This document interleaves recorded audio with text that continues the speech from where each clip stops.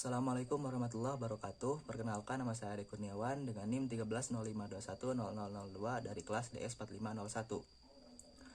Pada kesempatan kali ini saya akan menjelaskan tentang sumber-sumber hukum Islam.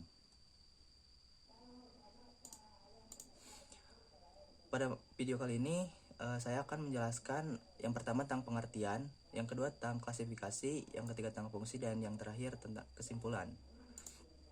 Yang pertama, pengertian. Sumber hukum Islam adalah asal atau tempat pengambilan hukum Islam. Sumber hukum Islam disebut juga dengan dalil hukum Islam atau pokok hukum Islam atau dasar hukum Islam. Ya, artinya sumber hukum Islam itu yaitu sebagai pedoman dalam umat muslim atau manusia menjalani kehidupannya di dunia. Kemudian klasifikasi sumber hukum Islam. Yang pertama ada Al-Quran. Al-Quran adalah kalamullah yang diturunkan kepada Nabi Muhammad, tertulis dalam mushaf berbahasa Arab yang sampai kepada kita dengan jalan mutawatir. Bila membacanya mengandung nilai ibadah. Di dalam Al-Quran terdapat hukum-hukum yang ada. Yang pertama yaitu hukum i'tiqadiyah, yaitu hukum yang berhubungan dengan keimanan kepada Allah, kepada malaikat, kepada kitab-kitab, kepada Rasul, dan kepada hari kiamat. Yang kedua hukum-hukum khuluqiyah, yaitu hukum yang berhubungan dengan akhlak. Manusia wajib berakhlak yang baik dan menjauhi perilaku yang buruk. Yang ketiga adalah hukum amaliyah, yaitu hukum yang berhubungan dengan perbuatan manusia.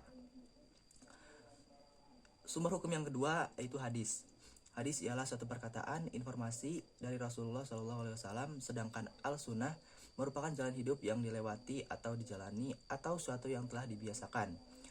Sunnah Rasul ialah yang biasa dijalankan dalam kebiasaan hidup Rasul, berupa seperti perkataan dan perbuatan serta persetujuan Rasul. Kemudian ijma. Ijma merupakan kesepakatan dari seluruh ulama mujtahid tentang suatu hukum syara mengenai suatu kasus setelah Rasulullah wafat. Ijma ulama menjadi sangat penting dalam menghadapi permasalahan kehidupan umat Islam dalam perkembangan yang sangat pesat dewasa ini. Kemudian fungsi sumber hukum Islam. Yang pertama Al-Quran. Fungsi Al-Quran yang pertama yaitu menjelaskan masalah yang diperdebatkan umat sebelumnya. Sebagaimana yang kita tahu bahwa di dalam Al-Quran terdapat kisah-kisah tentang pendahulu, yang dimana kisah-kisah tersebut dapat dijadikan sebagai acuan untuk kehidupan kita sekarang agar berbuat lebih baik dan tidak mengulangi kesalahan yang telah dilakukan oleh umat-umat sebelumnya. Yang kedua adalah sebagai petunjuk yang lurus. Dalam Al-Quran terdapat sesuatu yang baik dan sesuatu yang buruk, sesuatu yang harus kita dekati dan sesuatu yang harus kita jauhi. Fungsi yang kedua itu yaitu fungsi hadis. Yang pertama adalah mentafsirkan Al-Quran, dan yang kedua adalah memberikan kepastian hukum Islam.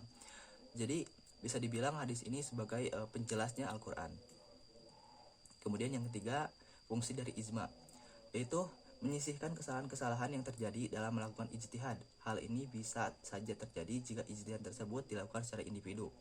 Menjadikan satu pendapat yang memiliki perbedaan dengan jalan kesepakatan yang sudah dicapai. Yang terakhir adalah menjamin tentang penafsiran yang tepat atas Al-Quran dan keotentikan dari hadis tersebut. Jadi kesimpulannya, sumber hukum Islam adalah dalil hukum yang mengatur kehidupan seorang muslim, diantaranya yaitu Al-Quran, hadis, dan ijma. Sumber hukum tersebut berfungsi sebagai pedoman hidup agar manusia bisa menjalani hidup dengan selamat di dunia dan akhirat. Kemudian berikut adalah daftar pustaka yang digunakan untuk membuat PowerPoint. Demikian penjelasan untuk kali ini. Terima kasih. Wabillahi taufiq wal hidayah. Wassalamualaikum warahmatullahi wabarakatuh.